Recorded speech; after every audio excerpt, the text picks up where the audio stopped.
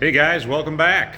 Got another episode here on the 67 GTO. In this video here, I'm just going to kind of go over real quick why we were replacing the floor in this car, and then I'm going to lower it down and show you guys the bracing. As we come around here, you can see the new trunk floor, taillight panel. If you watch the other videos, you've seen me do all this work here. So this is all new back here. Trunk drops, wheelhouses inner and outer. Everything came out really nice. There's the modifications that I had to make to the trunk drops, since all that is available is for a Chevelle Malibu and nothing for the GTO. So we just had to modify it to make it fit, and we made it fit pretty good.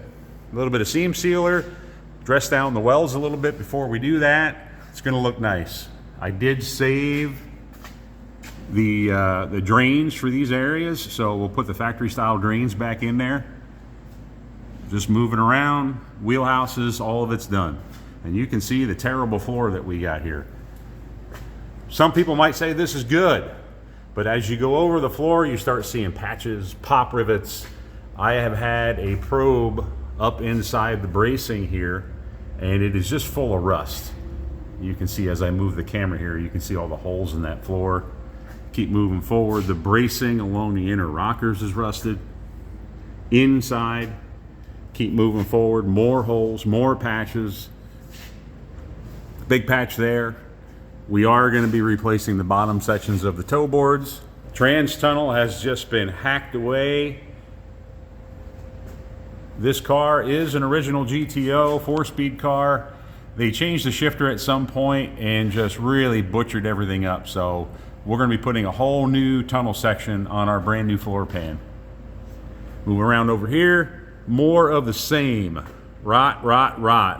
That brace is totally gone. The inner rocker is rusted, and so on. So you can see why we're cutting the whole bottom out of this thing, and we're cutting the rockers off of it. It's just better to replace it than to try to patch it. The customer's going to end up with a better product, and that's what we do here. Do it right or don't do it. That's my motto. So I'm going to cut the camera here. We're going to lower the car down, and then I'm going to show you the bracing on the inside. We got it ready. There's the rotisserie. We will have this car run the rotisserie here very shortly. Chassis sitting over there where it's going to live for a little while. So hold on and we'll be right back. Here we go. Here's all the bracing. If you recall the last couple videos, you saw the two X braces in the back. I'm not sure if I showed them in detail, but if we go up, you can see how the X brace, they're welded together in the center. They're also welded to the sail panels on the inside. And what this is going to do is it's going to help keep the car from wanting to twist. Because remember, we're cutting out the rockers and the floor. So this whole section right here, there will be nothing but air through here. So it has to be braced up really well. It's tied together. The two X braces are tied together, and that is also setting the mark.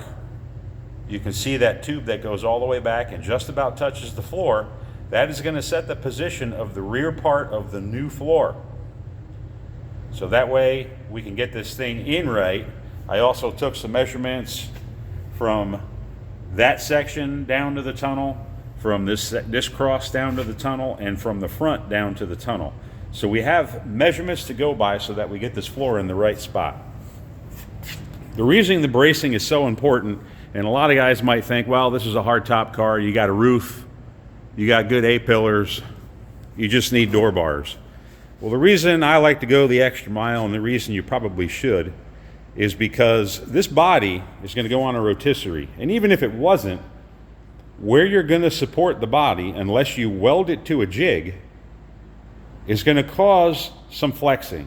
What'll happen is across here, this door opening is going to want to open up at the bottom, because there's nothing tying it together if you don't have a brace in there. So that's what that brace does right there.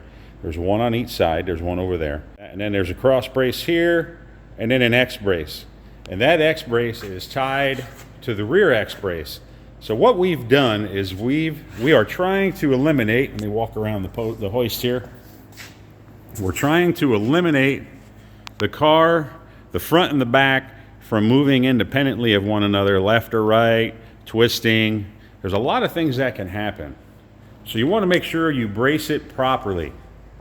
Because if you don't, you cut the pan out, once the body moves, now you have to try to find the right position again. And you may never find it. The doors may never line up again.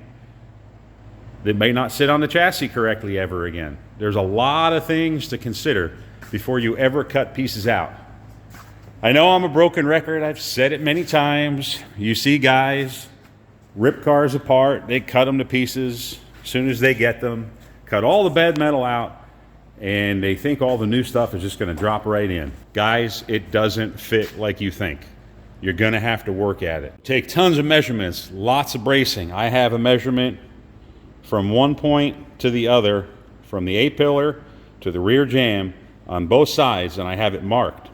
So I will know if anything ever moves, and if it does move, I can draw it back in, because you can see my door bars here are adjustable. So I can draw the front in and out. So I can pull this way or this way if I want to. So always make sure, brace it, brace it, brace it. In the grand scheme of everything, the bracing steel is cheap, especially if you buy it from a steel supplier and not your local auto parts store, because the auto parts stores are kind of expensive. Brace it up, do it right, be safe, because that's the other thing. Remember, we're going to be putting this on the rotisserie over here, and we're going to be picking up the rear of the car, just forward of those taillights, and then the front of the car we're going to be picking up right at the firewall. So like I mentioned, this car is going to want to flex, especially once I cut those rockers and floor pan out. And as we go through it, cutting it out and everything else, I'll make sure I update the project. I think that'll do it for now.